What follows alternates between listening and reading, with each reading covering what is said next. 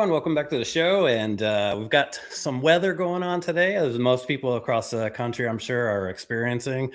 You may or may not hear there's hail and sleet going on around this house. It's still obviously very echoey.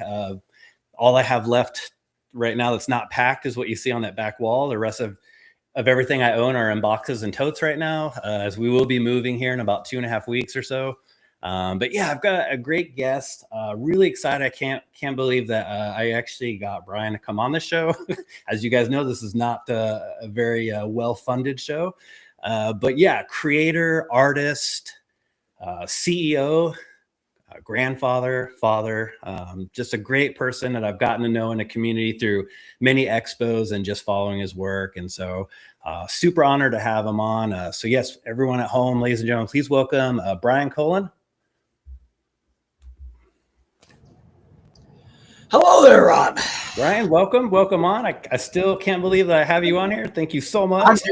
I'm AI. I'm not really me. Okay, so, well, you just ruined the whole show. Yeah, it's just this is where we're at. Where we're at. So. Well, Brian, man, there's so many things I want to ask. I've got lots of questions for the viewers at home. You're gonna have lots of questions, I'm sure, too. We're gonna save them hopefully towards the latter half of the show. Hopefully we still maintain having electricity for the whole entirety of the show. That's always a threat here in Texas with the ice right now. So, but I gotta say, as a fellow Illinoisan, you are as well an Illinoisan, correct? Yep. I'm about 30 miles south of Chicago. Okay. And just south of I-80, where as far as Chicagoland's concerned, I'm in southern Illinois. I'm actually in the top 3/4 of the state, but anything south of Chicago is southern Illinois to Chicago. Right. Born and raised? Yeah. Okay. In this area. Yeah. My whole life. It was, went to school in southern SIU, Salukis, as you know. Yeah. My father graduated from. We talked a little before the show. Yeah. So I went down there and discovered that Illinois was not just a city and cornfields, but there's some beautiful Ozark-like country down there that's gorgeous and wonderful, and and I really love it down there. So I get down there whenever I can. It's beautiful. Yeah, it's when I've made my drives up to Milwaukee for the Classic Game Fest and some other events in Ohio. I tend to cut through that Illinois area, and it's just beautiful, wide open. Yeah. Love it, absolutely. You started off with Bally Midway. I did. I was a filmmaker in college. I did. You did. I don't want to cut you off. Sorry. You did a short film, right? 1977, I believe that was. You won an award in Chicago, did you not? I won international awards for that. I am an international award-winning animated filmmaker. Woo! And that and a dime will get you a cup of. No, I won't even get you a cup of coffee anymore.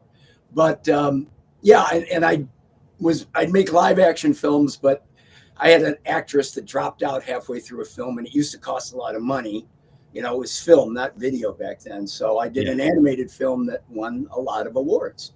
And I saw an ad one day for the Bally Midway company. I was doing cartoon work for newspapers, and I had a pretty good following and had a little ad agency. And it said an animator wanted. And I'm thinking, what does a pinball company need with an animator? And they're like, no, we've seen your film. We want you to make art animation for video games. And I'm like, really? Pac-Man? You need somebody to do that? But I kept a smile on my face, and I said, well, I'll consider it, but I have my own ad agency. I make $300 a month. Oh. Yes. And George Gomez is in pinball designer now. He was kind of the head of not the head, but the heart of the early development group. He's like, yeah, I think we can do better than that, So, and I didn't want the job. But it was actual money, which was better than beer and pretzels, which my other clients were paying me. And I actually got the call. I was at a wedding in New York, and I got the call, and they offered me the job, and I had to say yes. They were going to be paying me a salary. It's just, and I tried to make a joke out of it when I hung up the phone to my friends standing around me. I said, that's it. Childhood's over. I've got a real job. And boy, was I wrong. It has never been anything like a real job, and childhood, as obvious in the surroundings here, has never been over. Um, Within my first few days there, I realized I'd fallen bass backwards into the best place I could ever be. Creative challenges, everything was new to everybody, and especially to me, because the only video game I'd played really before that was like Pong on a Magnavox Odyssey in 1972, and this is 10 years later. And I got to work on Discs of Tron, the sequel, the one that didn't come out in the original Tron, but the programmer wanted so much for it and wasn't going to let it go early. And I got to work with him. And I'm rambling, and I promised myself I wasn't going to do No, that. we're gonna come back. It's okay. Yeah, I was gonna say with Disc of Tron. Before that though was Sarge. Was No, Sarge that was after. Sarge was after. after? Okay. Discs of Tron was the first game I worked on, and Okay. at the same time, I was also working on Spy Hunter, which came out a little later. And I got to work on these games and contribute. There was nobody really. Bally didn't call anybody a designer back then. You're a programmer, you're an animator, you're a pinball artist, whatever it might be. And Sarge, I did that was about the third or fourth game that it was one of the first games I designed, but they weren't calling anybody a designer back then. But yeah, Sarge was after Cosmic Cruiser, after Spy Hunter, and then after Demolition Derby. And then okay, I'm sorry, go ahead. And then from Sarge, we get to Rampage. Sarge, we get to Zwackery. Oh, Zwackery was a D&D game that I did, comic D&D, kind of a dungeon crawler. You found things, you could cast spells in other places. And it was a very cool game, very rare, very rare. And they released it, and it was that because of that game, I would make stuff up and kind of pitch it, and that's how stuff would happen back then. Management basically left us alone. It was wonderful. It was a wonderful time, and only a few guys would work on a game. There, maybe 3 guys would do a game from start to finish, 3 to 5. And animators got to work on everything. So I'm working with all the different programmers, seeing how different people work. And I'm working on, they assigned a guy to Zwackery, and Nolan Bushnell comes walking through, and management's showing him off the offices. Yeah. And they pass by me and the game in the cubicle there. And Nolan, this is our new game, Zwackery. And this is its designer, Brian Colin. Okay. Very next day, I went out and changed my business cards. It didn't come with a raise or anything, but after that, it's like, I'm a designer. Yeah. And then Rampage was next. Okay, Rampage, to Nolan Bushnell, man. All right, that's 1972 is Pong. I saw him a couple of years ago and thanked him again for that, because that's something else right there. That's something else right there. I got to ask though. So with us being Illinoisans, and Rampage starts off in Illinois, and that's why it's one of my favorite games of all time. One of my favorite arcades is because the first time I played it, I was telling you off camera, I was working at Six Flags Great America in Illinois, and in the break room area, the first arcade game I saw in there was Rampage. I started playing it, and I noticed it when it started off in Peoria. I was like, wow, what is this, right? And I've been hooked ever since. And you know the story though, do you? Why Peoria? And that's what I was going to ask. Why Peoria? Yes. Because I was a filmmaker. Okay.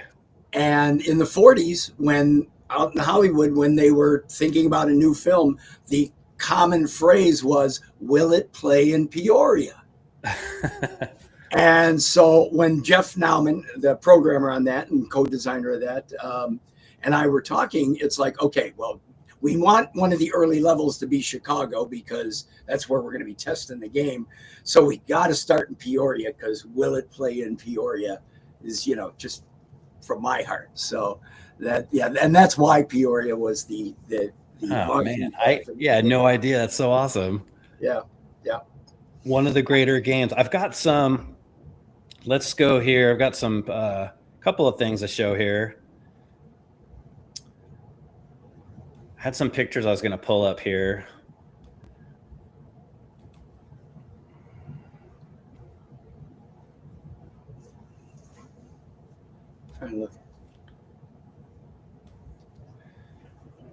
You have to bear with me here. I'm not very good at. I was looking around. I normally have a ton of junk laying around, but I just cleaned up before the podcast, and I was looking for a bunch of pictures I could pull up and hold up while you're looking for yours.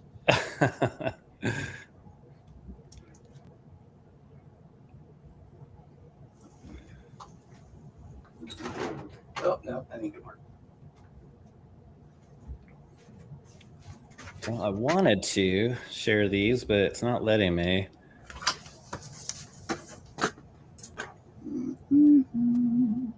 Oh, this don't Here we work. go. Let's see what we can do here. All right, we'll start off with this litho here. And I've got this signed litho from you, actually. The Urban Blight? Yes. Yeah, I love that one. I don't know if folks can see that. If I didn't make need a bigger screen here. Oh, shoot. Yeah. No, and let's see, then there's the ad.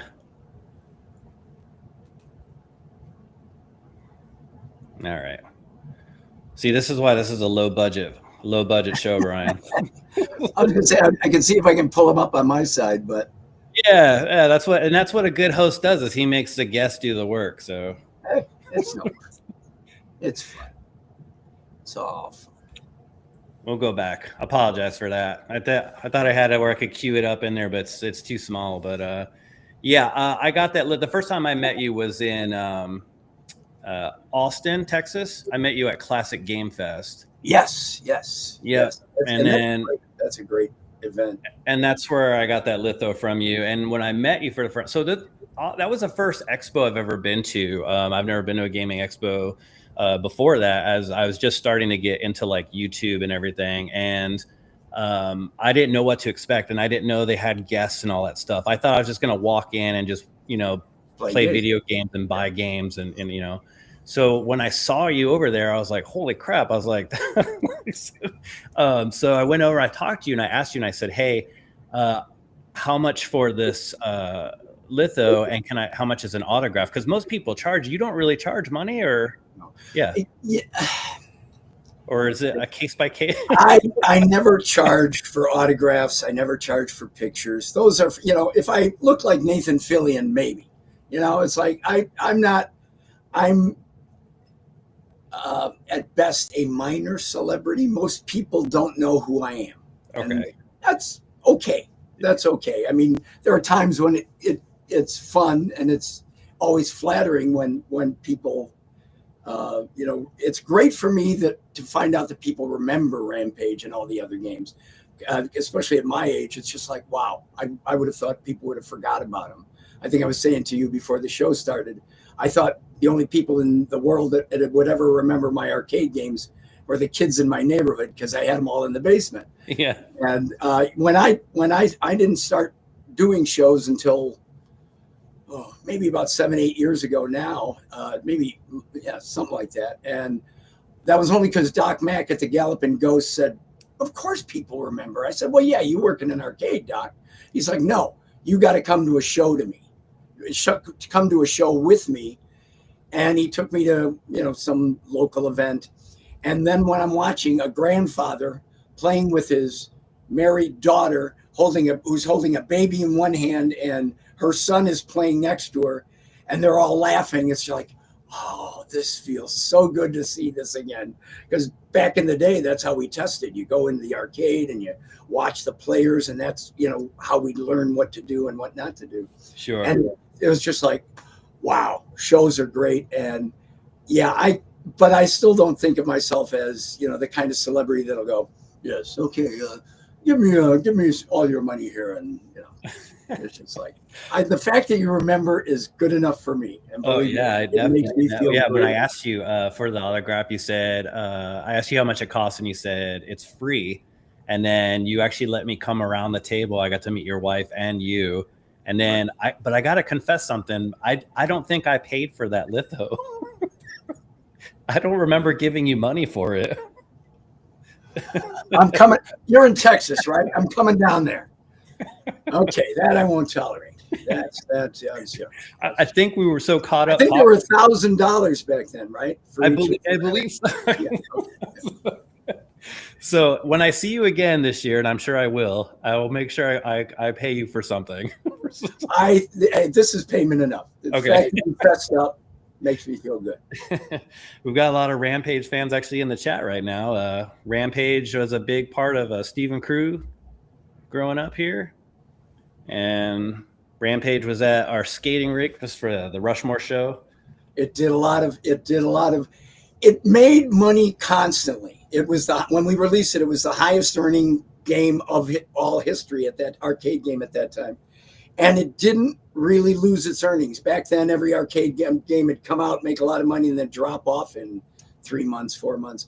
Rampage, as a result, even if the arcade guys got rid of their Rampage to bring in new stuff, it ended up at every bowling alley, every skating rink, every Pizza Hut in the country.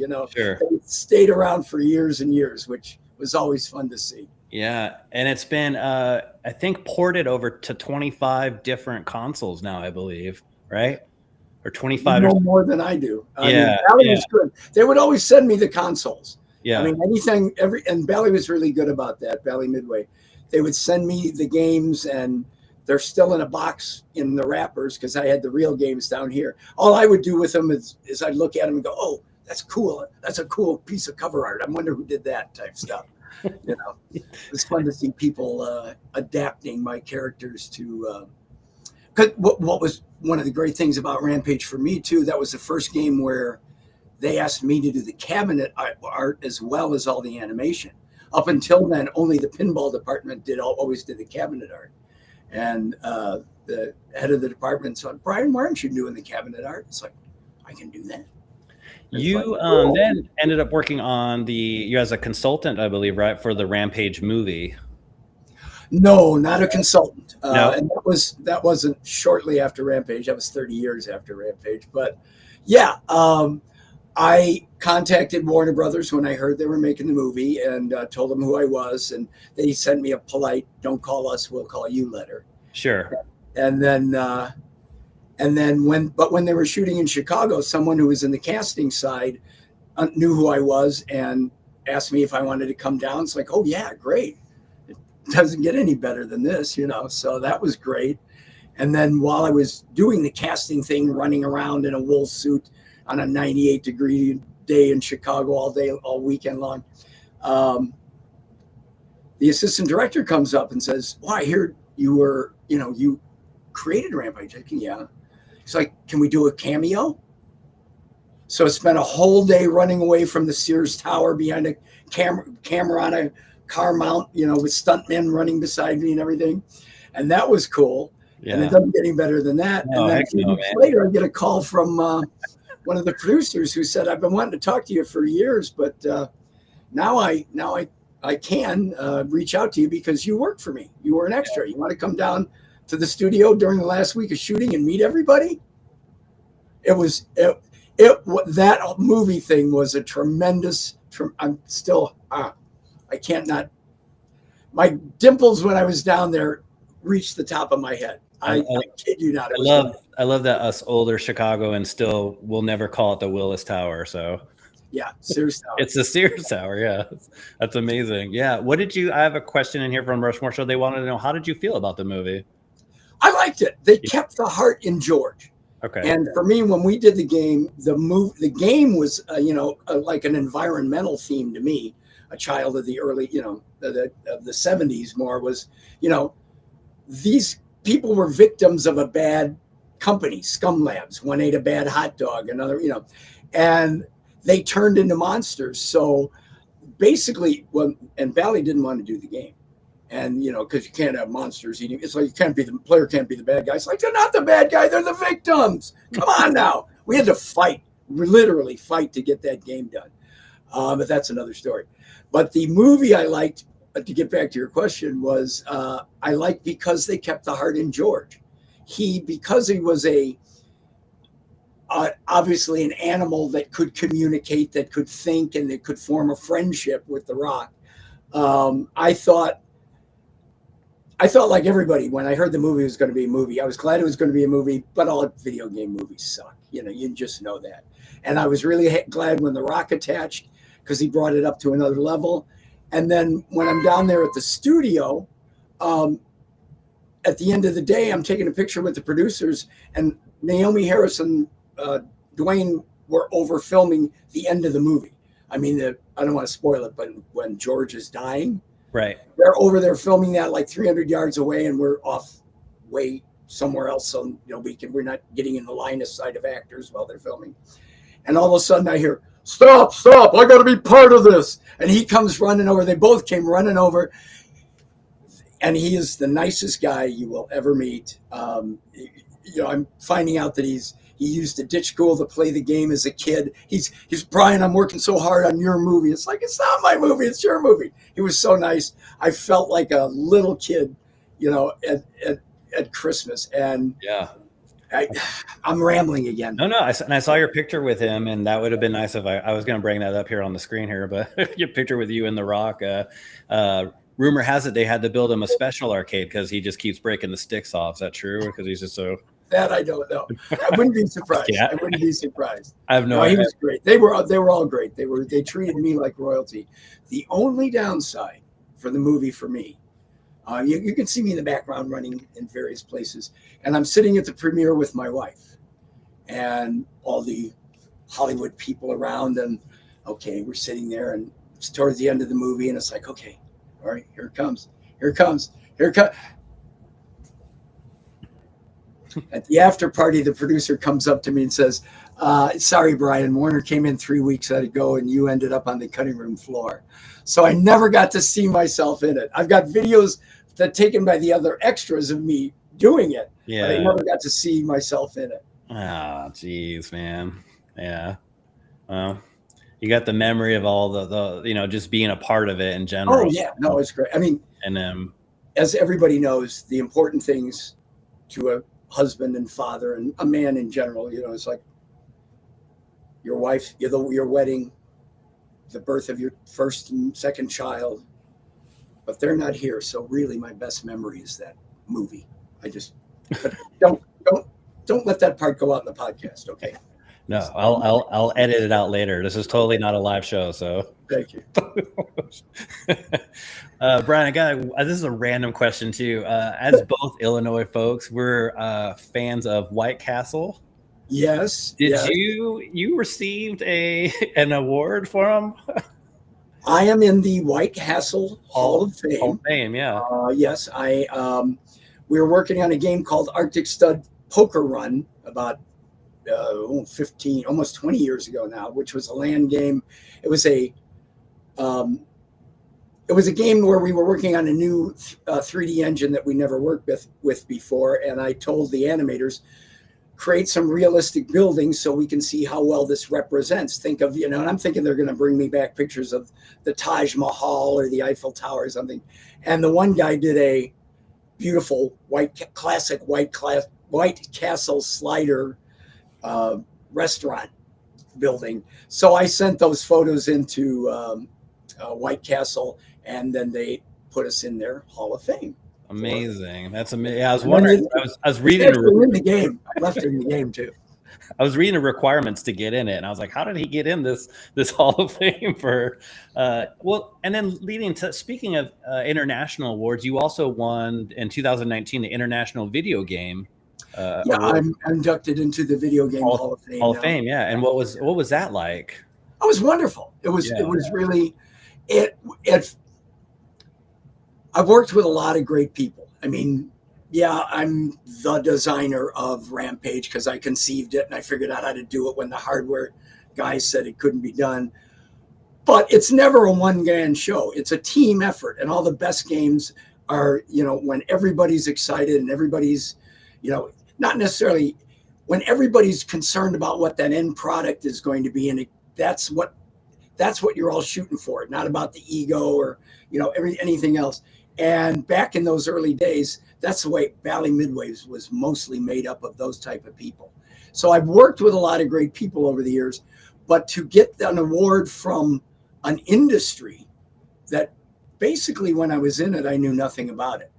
I was a kid getting to make games, getting paid for it, and I, people would tell me, "Oh no, the industry's changing." It's like I'm still making games. I don't care. Yeah. It's like whatever they're doing, they're going to do. Right. I get to do what I want to do, and I've been blessed. I have been blessed. So to get the award from industry folk that are in the thousands, to get that award meant the world. It really did. That's amazing. It's amazing to hear. Yeah. One of my other favorite games that I've played, well, I have several besides Rampage, but another one that I can just sit down and just play nonstop and always trying to get that highest score possible is Xenophobe. Okay. I don't know what it is about it. I have the 7800 version is my favorite of all time with the Lynx, the Atari Lynx. That was the best one. I think so too. That's amazing. There were some terrible ports over the years, and Xenophobe had some of the worst ports ever. But the Lynx was a good version. Yeah, way more characters, way more colorful. It's a beautiful game. Well, after Rampage, they wanted another 3-player game, and I had just seen Aliens. Yeah, and because Rampage, like I said, they told me I couldn't do background animation, which is why I've been this. When I conceived Rampage, it was because they told me this hardware couldn't do something, and I figured out from the conversation, oh, I can do this. And the buildings falling down was just the background blocks because they wouldn't animate. You couldn't do anything with them. You could move them one entire block. But if you did them in small pieces, that's a building falling down. And what knocks down buildings? Big giant monsters. So I got to do everything I wanted to do. And then I wanted to make it a 3-player, which nobody had been doing yet. So in Xenophobe, I wanted the players to be able to go in different directions. So all of those little scrolling windows in the arcade version, they don't really scroll. That's all faked. I figured out how to fake that, and that was part of the fun for me of Xenophobe. And then Xenophobe created a dozen characters and bad puns for all of their names and different robots, and then the monsters, of course, from the little roller babies and the face huggers. And I had the Snotter Pillar, I think the one guy was called. But but I did learn a lesson on that game. Management wasn't sure about it.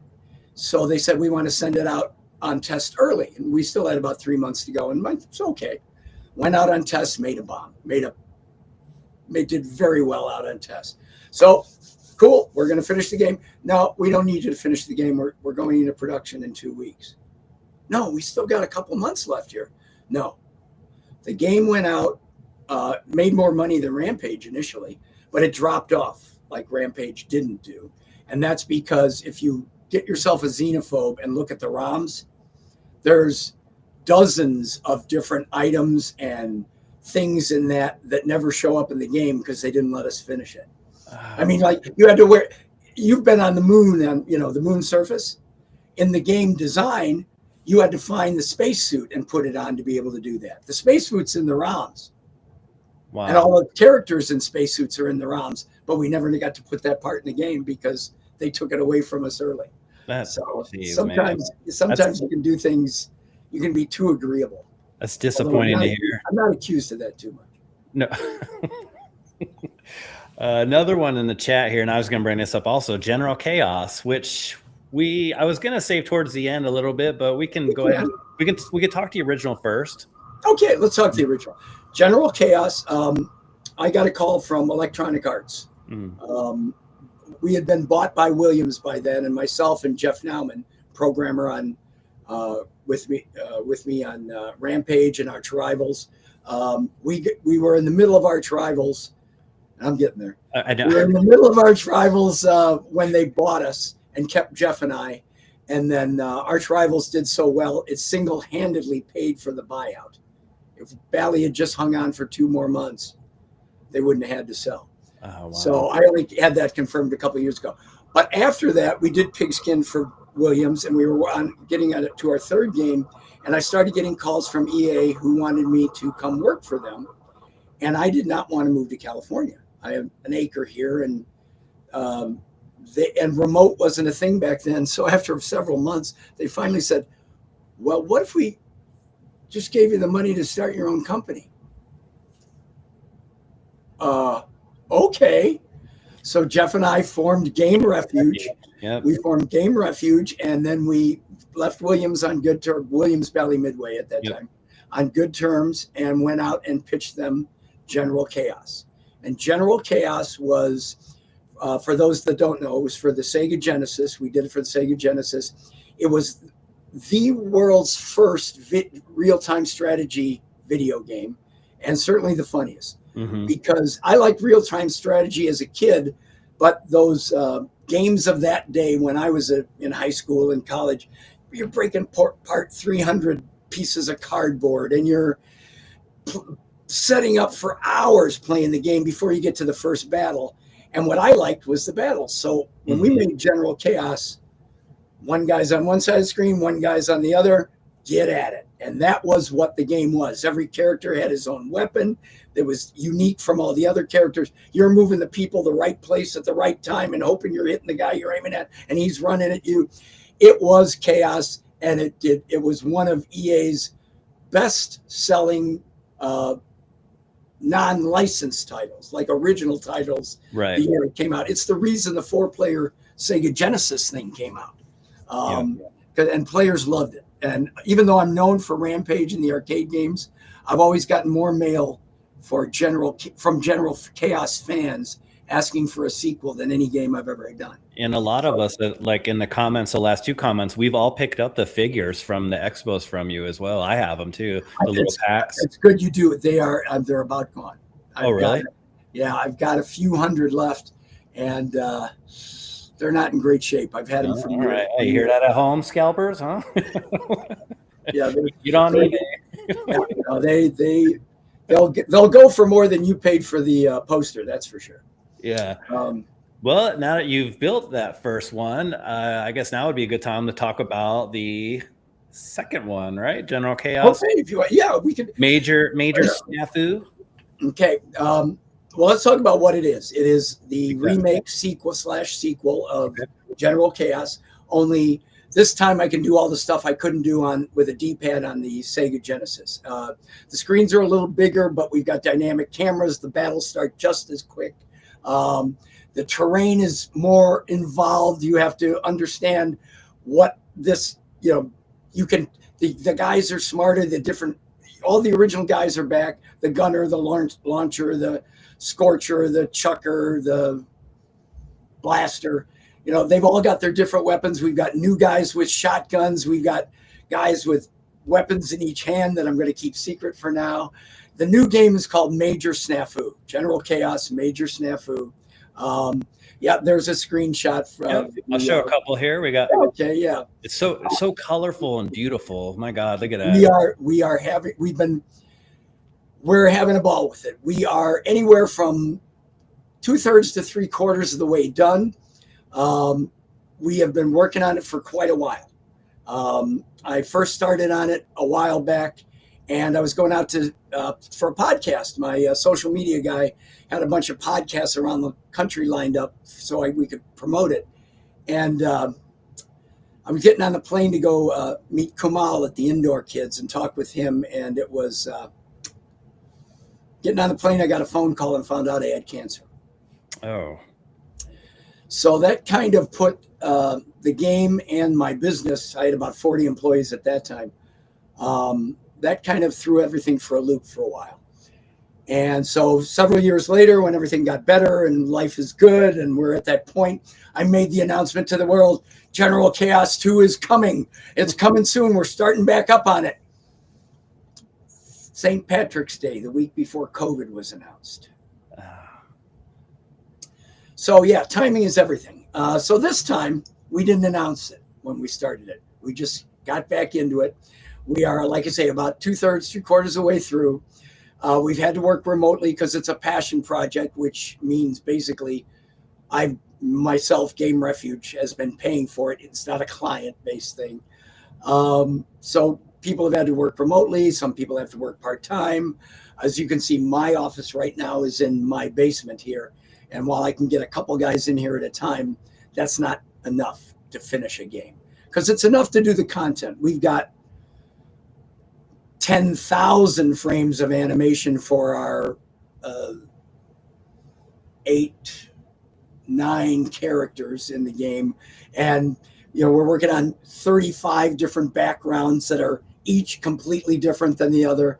And then all the between rack stuff. So we've got the content, but I want to get everybody into one office and finish it like in the next 6 months. So Okay. we're doing a Kickstarter. Yep. You can see it on Steam right now. Put it on your wish list on Steam. Put it there. The pre-launch is up. I haven't launched it yet on Kickstarter, but you can go to the pre-launch and say notify me the second it launches. It's going to. I've worked on this with industry professionals who are doing it like me for the passion of just doing it. I've worked on it with some great, to me, young kids who are going to be rising stars in the industry. And I'm just recently, guys like, I'm working with some tremendous voice actors. Because this is all about comedy. If General Chaos was all about comedy, it was this. Not only are you playing, and it was arcade style back then. It was immediate play, and this one is too. It is immediate play. You're getting right into it. And if you are not laughing when you're dying, I've done something wrong. Okay, you can laugh when you win. You can laugh when you cry. You are going to laugh when you're crying. Does that make sense? You can laugh when you die. And I'm rambling again. See, no, you're good. Some all of the the time. voice voice actors, Tim Kitzrow. Oh yeah, Tim Kitzrow, Isaac Wells. Pardon me. From NBA Jam fame and NBA Jam, Mr. Boom Shakalaka. Yep. Yeah, we just had a great meeting the other day. Isaac Wells, who has done game voices. I think he's known best for he's the new Skeletor. Yep. And then Tom Perry, who's a radio.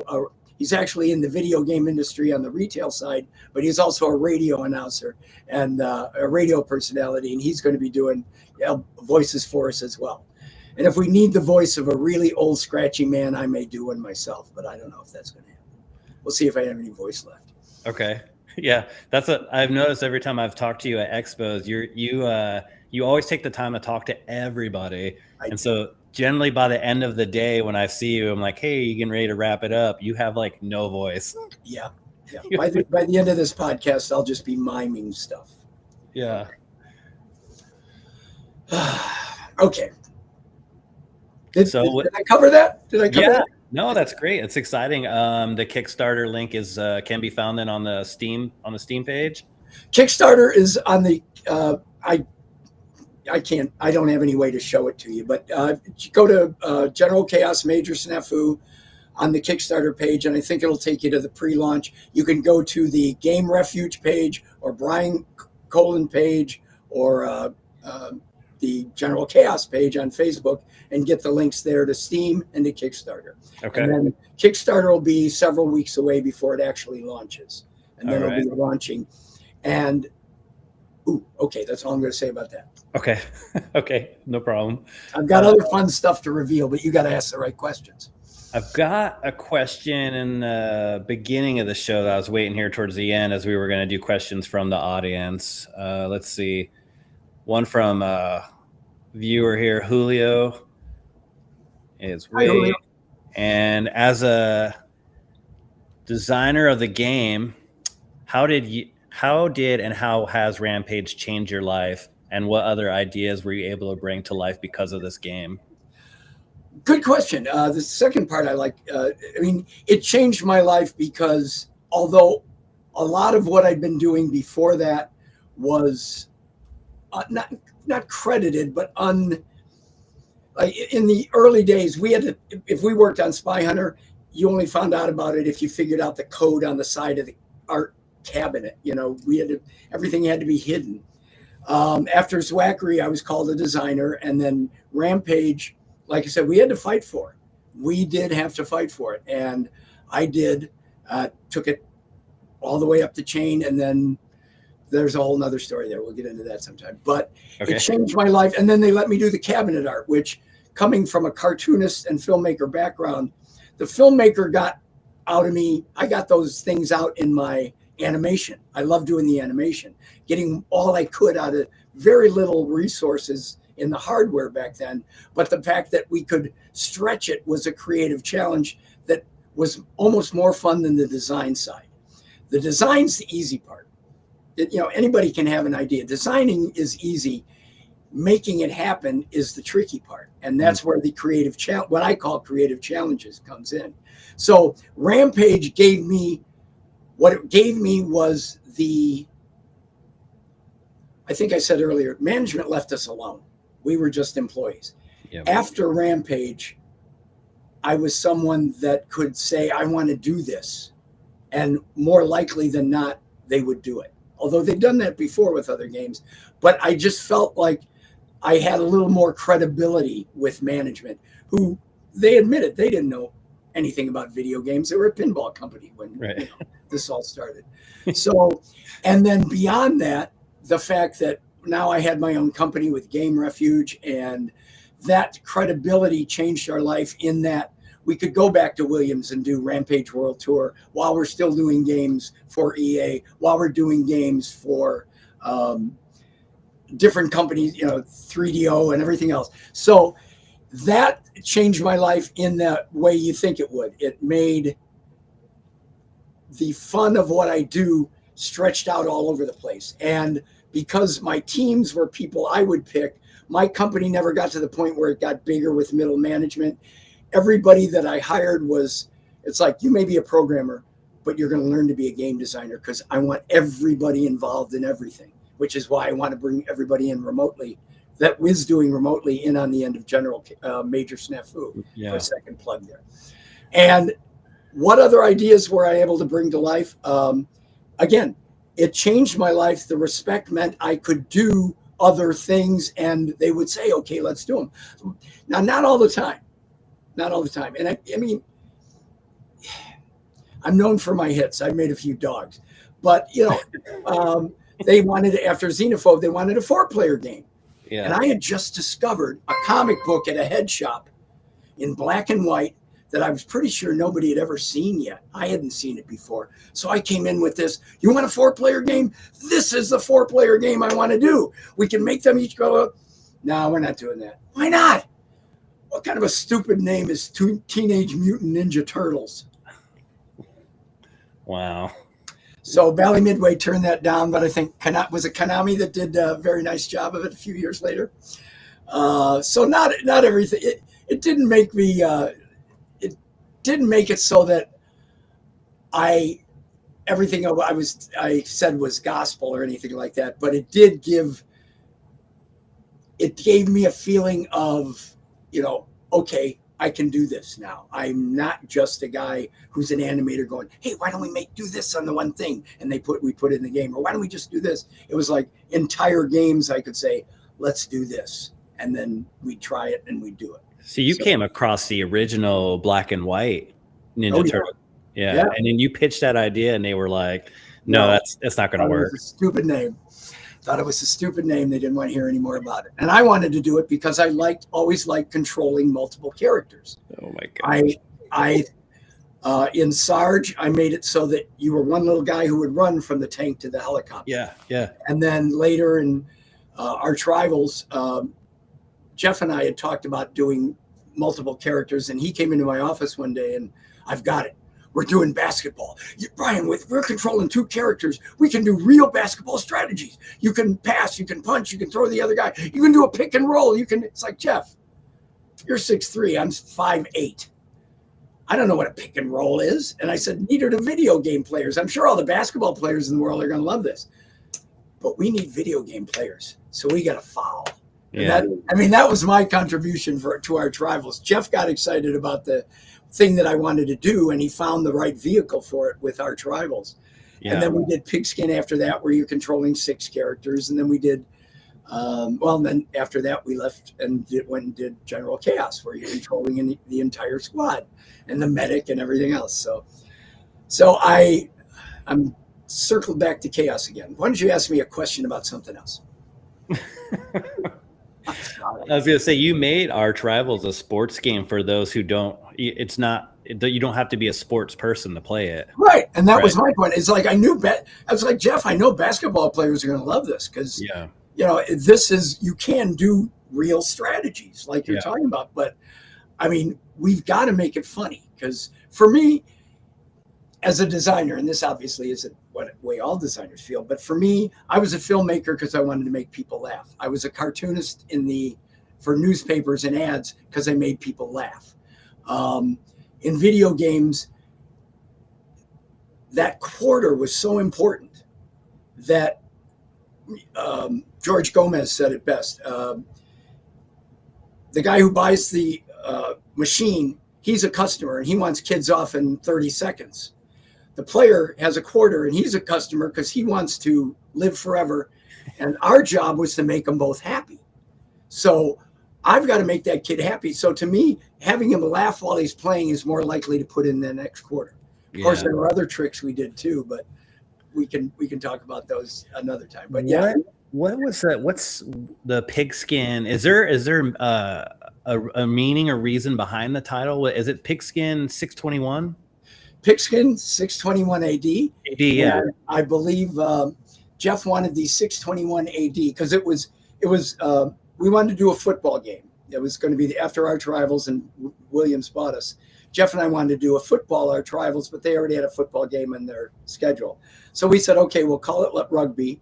We'll do Vikings against Huns, and with axes and torches and dungeons and everything else. And it was ridiculous. It was, no first downs, no timeouts, no rules.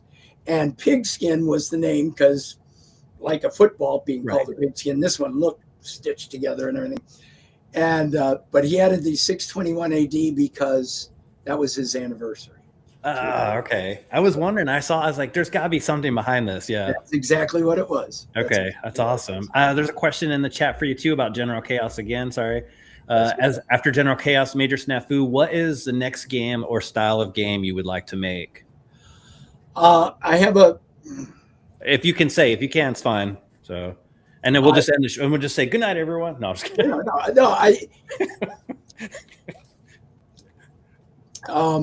The most, I think I was saying before the show that I love the LAN game era because I like to hear the screams of the people, live in the same room. And I did a LAN game back then called Arctic Stud Poker Run, which was full contact poker on heavily armed rocket powered snowmobiles in a perpetual winter, 9 square mile perpetual winter Cthulhu mythos reality. And we sold about 100,000 copies, and it's the most fun game I've ever made to me to play. And I would like to revisit that. But we'll see how the Major Snafu revisitation goes. And then the other thing I did some casino gaming and came up with some things that had never been seen in the casino world that I'd like to revisit. And I have a client asking me for that. So that one, the casino might come first, but we'll see after Major Snafu. That's interesting. Yeah. Snafu done first. So would you say that was your favorite game to work on all time then, or? It was the favorite game to play. Of all the games, I love all my games, even the dogs. I did this game with this, and I love all my games. I love working on them. There's 100 stories about every game. Yeah. But to actually sit and play with the depth that we put into that Arctic Stud Poker Run, there's so many surprises, so many laugh out loud moments, so much to do. I'd like to redo it on a. We did it on the early garage game engine, and it was the most advanced thing that engine ever saw come out. And it did okay, like I said, but it went straight to retail, and it was just like we sold like around 100,000 copies, which I think we could do a lot better now with a more robust engine. And I just love to revisit it. You're not a gamer per se yourself, though. You don't really, like we talked. I mean, like you play a little bit, but you like more of the quick pickup and play because you got a lot going on. You've got a busy life. And most of that is because I've got a lot going on. I used to, but even coming into the industry, I wasn't a gamer. So I didn't have a lot of the preconceived notions. Like, I don't care about score. Rampage, you can take your score wherever you want, but but for me, it's like, that's an opportunity to say, how do we get that next quarter? We'll make them turn naked. And then if they can put in a quarter before they get off screen, that had kids digging for their quarters, so the game earned more money. So, so I tried to break the rules. I never wanted to do a game that was like any other game. And that's the opposite of when corporations get bigger, it doesn't matter whether it's film or games or whatever, management always says, that game's earning money. Let's make that. Let's make something like that. And for me, I like being an indie once we became Game Refuge. And because in the early Badly Midway days, they did leave us alone. So that's the way I grew into it. That's the way I like to play. I don't go shopping for games. I don't read up on what's coming out new. Anything I know about, I find out from my kids or my employees, who all play way more than I do. Yeah. So, I mean, that's just, and then now I'm a grandfather with two 2-year-olds running around all the time going, yeah, will you play with me? Yeah. It's like, we talked to you and I a few days, I believe, after Christmas, and you were busy even then with the grandkids. It's wonderful. It's wonderful, but it does make it a little harder you can't walk away from them. You can't walk away from them. What do your kids think as you, growing up? I mean, their dads created all this like amazing stuff. Are they just kind of like, whatever? No, they were like I said, I had the arcades in my basement, so we would be a stop, but they were never, and they, play their share of video games growing up, but they were never rabid gamer fans. They never turned or evolved into full-time gaming at all, really. I don't know how much they did when they're out of the house after 17 or 18, and then now that they're back in town, they've got their own kids to chase after. Yeah. But I would see the different games that I would play over the last 35, 44 years would be games, the ones that I wasn't making. The only ones I would know about would be the ones my kids would be bringing home or playing for hours in the basement type thing, in front of the big widescreen TV, and I would appreciate them, but I wouldn't play them much. I was not, it's just, I would rather play against people. All my best games are multiplayer games that you're right there next to the guy. So when you hit him, you hear him scream. Yeah. Not to steal on aliens. Here's a question for you from the Rushmore show here. What game have we not played or heard of that we should? Like, what were one of those dogs? You want to share a bad game? Oh, yeah. No. Okay. All right. So we did a game. I bragged here about trying to do stuff that the hardware couldn't do, and I figured out how to do background animation and fake scrolling, and Arch Rivals doesn't scroll, even though you believe it does, and everything else. And then they told me we couldn't scale objects bigger and smaller with the hardware. So I decided that if we came up with a game that really required it, and they wanted us to do like a slappy button game.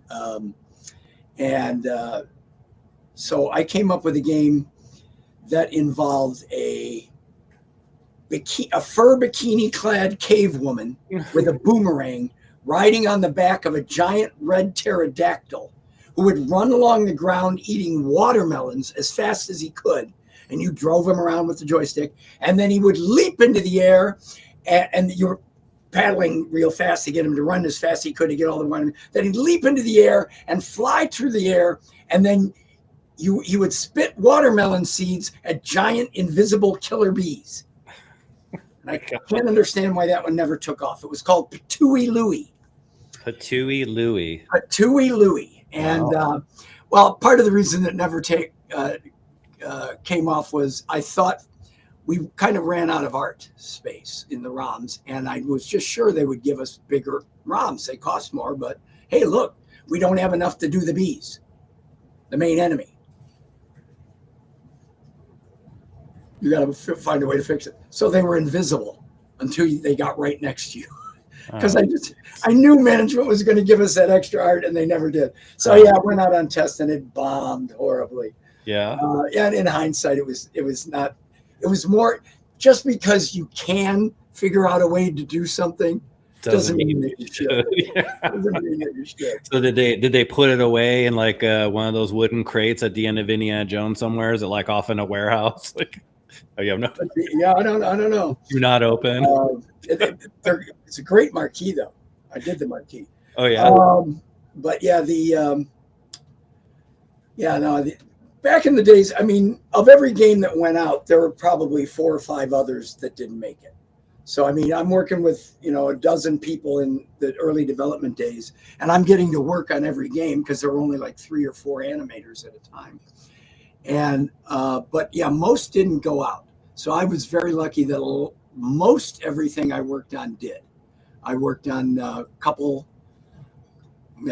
Patooey Louie was the most ridiculous. I worked on several that didn't quite make enough to justify putting it into production. Sure. Not that many, like Yeah. maybe 3 or 4. Brian, with the way the world is, everything usually always comes back around for us. Do you see a resurgence in the arcade world coming back with modern gaming being so sterile right now, and a lot of people are just kind of being turned off by I think a lot I've of us been thinking about that lately. I like I say, I don't really follow the industry. I hear about it from people like you. Yeah. I don't know. When I first met Doc Mack like 15, 16 years ago of the Galloping Ghost, the world's largest there in Brookfield, Illinois.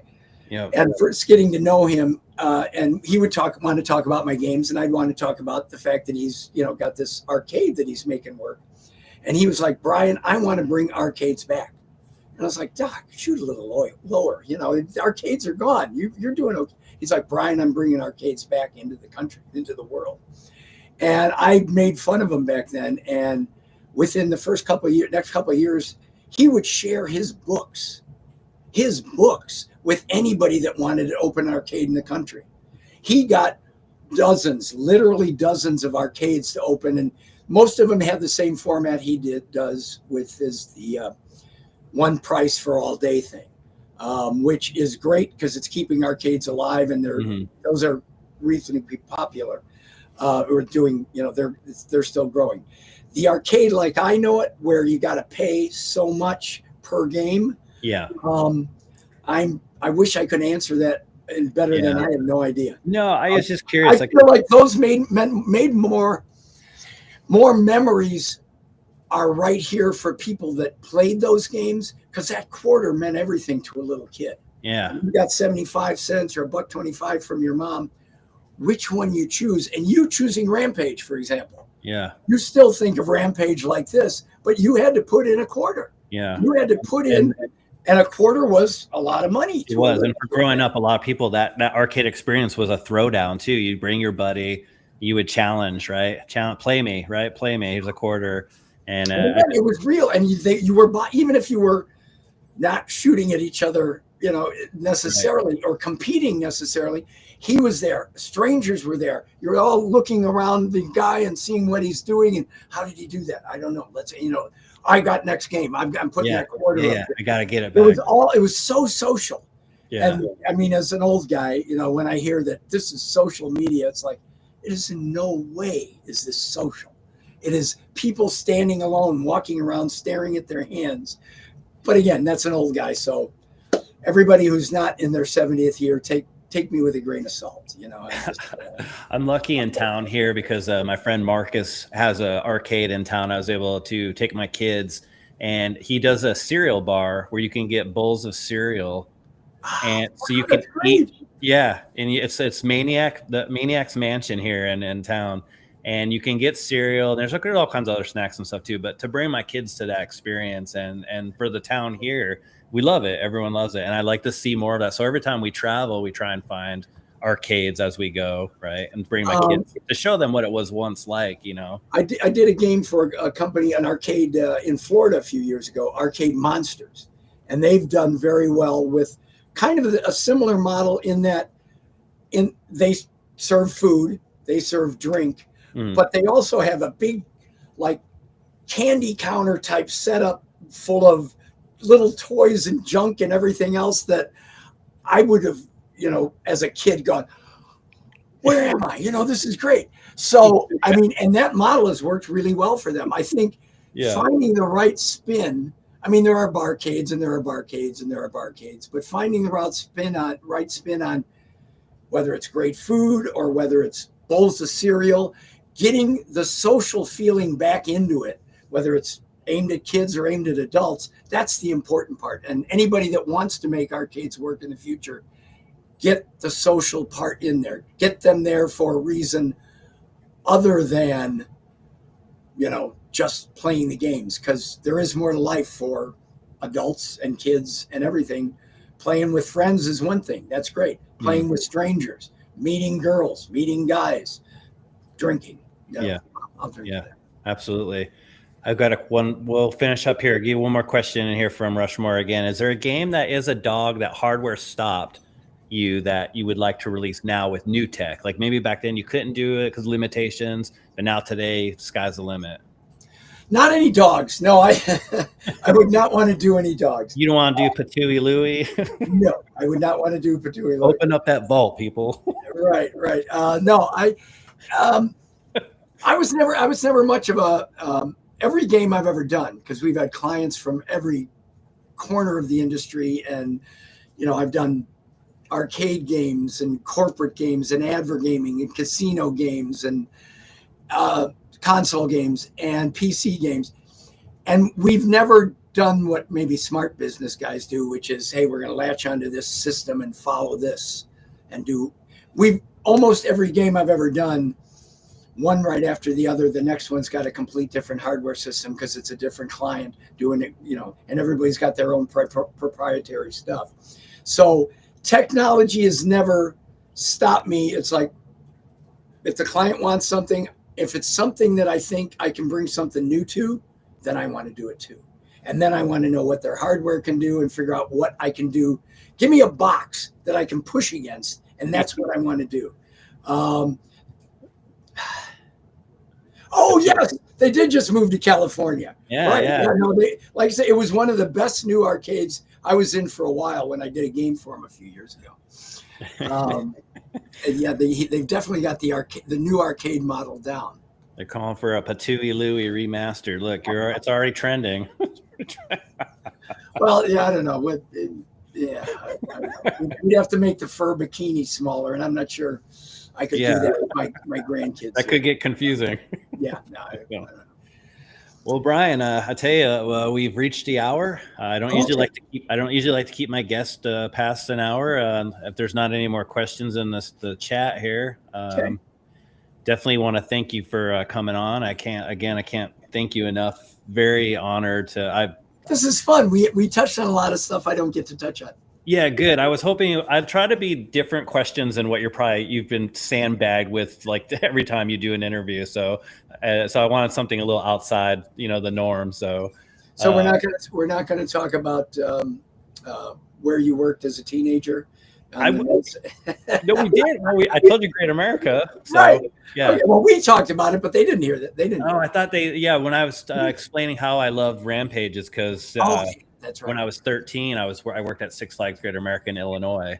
That's right. It was god awful. And I worked there as a teenager, probably about 20 years before that. Yeah, crazy, because we're about 20 years apart. So I'm 50, and you're about 70. Yeah, I just turned 69, so I like to say I'm in my 70th year. Okay, you don't look it. So you're doing something right.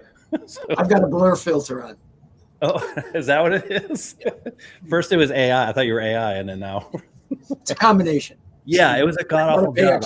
I was 13. I had this huge beak and acne, and I wore this like candy stripe button shirt and khaki pants, and I had to stand there and get people to come play the games that you go see at Great America. I had to call them over on a microphone, and it was just god awful. But that's where I first played and loved Rampage and became an arcade fan, because I actually got in trouble when I worked there, because on my breaks or when I wasn't helping customers, I was playing the arcades. And then I got in trouble for that because That's one of the perks of working there. What were they doing? well, it's stealing is what they say. I'm stealing from them because I was playing for free. So You horrible child. Well, and then later, I guess that stuck with you because somebody owes me money for a poster. I know, yeah. It's so apparently, yeah, my crime continues. I will definitely even up with you this year at some point when we meet up at whatever expos you're going to be at this year. But you post on your social, so I know. Yeah, and that's another thing. I haven't. I think I'm going to. I don't know where I'm going yet. I've got a few coming up in the next few weeks. Okay. I think I'm in Green Bay, and then I'm in Cedar Rapids. Green Bay, yeah, I'm looking forward to. I like winter though. I like winter. So and then Cedar Rapids and I think I'm doing Saskatchewan in September. Really? I've never done an out of country show yet. Really? I've not been invited to Germany or I don't know. Are there other countries out there somewhere? I don't know, England or Greenland. Anyway, I haven't been to. So this will be my first international show. Yeah, that's crazy. Given that you've won an international award too, and you. Yes. Yeah. Several international awards for film and for video games. That's and wild. It's in Moose Jaw. Yeah, which is one of the cities that gets destroyed in Rampage. Rampage is correct. Yeah, I've spent some time going across our friends of the north there, and while you're there, you should get yourself a little Saskatchewan Rough Riders jersey. Okay, all right, I'll make a point to look. That's their Canadian football team up there. Oh, okay. I was imagining this thing with fringe and beadwork and made of cowhide. It might as well be. It might as well be. Well, that's awesome, man. Canada's a great country, man. That's pretty exciting to get to go to that. Hopefully, though, we'll meet up in like Milwaukee or the usual. I hope so. Yeah. There's Milwaukee's in April. I think. What's the one in Phoenix? I think that's in March. Game On Expo. Game On's in Phoenix. I'm gonna try and go to that this year too. So yeah, you're in Texas. That's not for long. Piece for me. In 3 weeks, I'll be in Virginia for good. So that's right. Yeah. Well, congratulations on making the move. And this is going to be home then, right? Yeah, hopefully. Well, I don't know. Every time I think it is, my wife's like, "We should go here," and then we move. Yeah, I always listen to my wife. Yeah. So that's what we'll see what happens in a few years. So, but hopefully this is the last move because I gotta tell you, man, after packing all this stuff up and getting ready to go across, 2 days of driving, I'm like, I don't want to do this anymore. But yeah, definitely excited. Well, Brian, again, thank you again. I'm going to let you go. Before you go though, where can everyone find you? I just saw recently you just started posting. You just posted a video recently on. You have a YouTube channel. I have a YouTube channel, but it is one of those things that I post every few years. And it's just at Brian Colin, right? Yeah, it's just Brian Colin. Yep. The Brian Colin channel. The Brian Colin, Brian F. Colin on Facebook, Game Refuge on Facebook, General Chaos on Facebook, Brian Colin Rampage on Instagram. Instagram, yep. Game Refuge is on Instagram. Is it? Yep. It is. I've tagged you in 2 posts. You've accepted both, so well, somebody did. No, I did. Yeah. That's how social media savvy I am. I don't know what I'm doing, So yeah, you can find me if you want. If you want to find me, you can find me. I think people should try and find you. You're a legend in the community, sir. I'm honored to meet you. It's exciting to talk to you and get all these questions that we don't have time really sometimes at the expos because you're a very busy individual. You have people coming up to you all the time, and that should say something. You got to know. You got to know. It's wonderful. Yeah, it really is. I mean, people will come up and share stories, and it's great immediately. I love going to shows because, people that remember my game show up, and it's so great to see faces and then they'll come up and with stories that'll just like, oh man, tug at your heart and everything else. I love it. I thank Doc for turning me on to shows. It's wonderful. It's wonderful. Before we go, do one more weird confession to you real quick. When we were in Austin together, first time I met you, you and I stayed at the same hotel.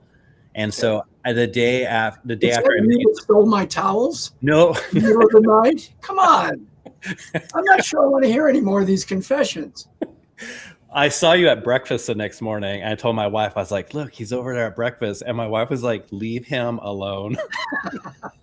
So I didn't talk to you at breakfast. Okay, I didn't notice. It's okay. I didn't notice. Yeah. Yeah. Okay. Well, last confession then. Last confession. No. I want no more. No more. All right. Well, listen again, Brian. Thank you again. Everyone who watched tonight, make sure you check out everything that you can on Brian on his social media. Make sure you check out the General Chaos 2 Major Snafu coming in hopefully about 6 months. Well, the Kickstarter is going to launch here in 3-4 weeks, and then 30 days after that, we'll know if it'll come out 6 months after that. Okay. Nice. Otherwise, it's going to take another couple of years. Okay. And I don't know if I can. Well, take 2 more years of grandkids running around. Yeah. All right. Well, I believe in you. But again, everyone, thank you for watching. Thank you for coming out. Thank you if you watch us again later. We're going to go ahead and just say goodnight. Brian, thank you again. Everyone, this weekend, please stay safe, stay warm, be careful, be kind, and we'll talk to you soon.